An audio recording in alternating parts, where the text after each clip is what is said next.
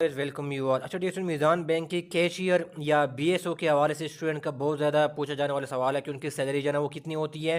तो इस वीडियो में मैं आप लोगों के साथ प्रूफ के साथ आप लोगों के साथ शेयर करूंगा, ठीक है। इसके अलावा सैलरी के अलावा मीज़ान बैंक आपको कौन सी बेनिफिट आपको ऑफर करता है, और आप मीज़ान बैंक को ज्वाइन करते हैं, ठीक है, और फिर इसके बाद ज्वाइनिंग के बाद आप उसको छोड़ जाते हैं, ठीक है, तो फिर आपको मीज़ान बैंक को कितना जो है ना वो आपको पे करना पड़ेगा मीज़ान बैंक को, ठीक है, और इसका प्रोबेशन पीरियड जो है ना वो कितना होता है। तो ये सारे सवाल को जो है ना इस वीडियो में मैं आप लोगों के साथ शेयर करूंगा, ठीक है, with proof.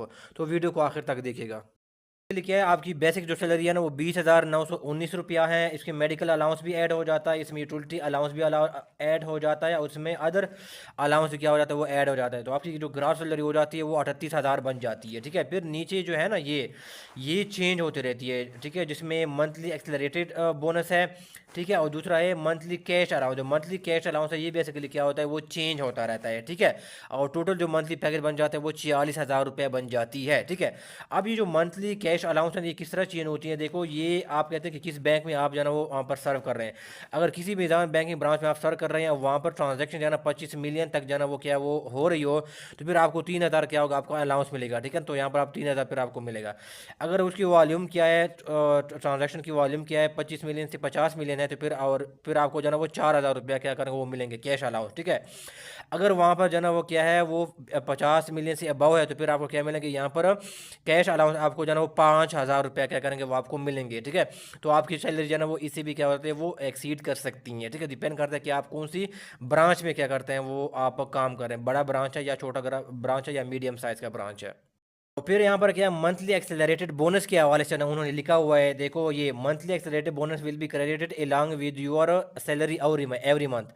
This amount will be adjusted from your annual performance bonus for the year and the balance will be paid at the time of bonus payments are made by the bank. इसको मैं ऐसे समझाता हूँ ना, मिसाल के तौर पर के आपकी जो एनुअल परफॉर्मेंस बोनस है, ठीक है ना, एनुअल जो परफॉर्मेंस क्या है आपको बोनस है, मिसाल के तौर पर मैं सपोज करता हूँ कि वो क्या बनती है टोटल मिला के at the end of the year वो कितनी बनती है 80,000 क्या करते हैं वो रुपीज़ बनती है, ठीक है। अब वो कहते हैं कि हम आपको क्या कहते हैं मंथली क्या करते हैं वो आपको सैलरी के साथ ही वो आपको मंथली बेस पे 5,000 क्या करेंगे वो आपको बोनस क्या करेंगे वो आपको पे करेंगे, ठीक है। तो अब मुझे ये बताएं at the end of the year यानी 5,000 मल्टीप्लाई बाई क्या हो गया 12 हो गया, ठीक है। तो ये क्या हो गया 60,000 क्या होगा हमारे पास बन गया, ठीक है।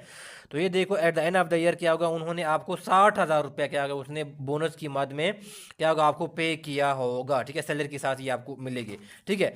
तो अब क्या होगा at the end of the month क्या होगा at the end of the year क्या होगा वो 80,000 जो एनुअल परफॉर्मेंस बोनस है उसमें से क्या करेंगे ये 60,000 जो आपकी जो मिला के जो ना वो जो बन जाती हैं, ठीक है।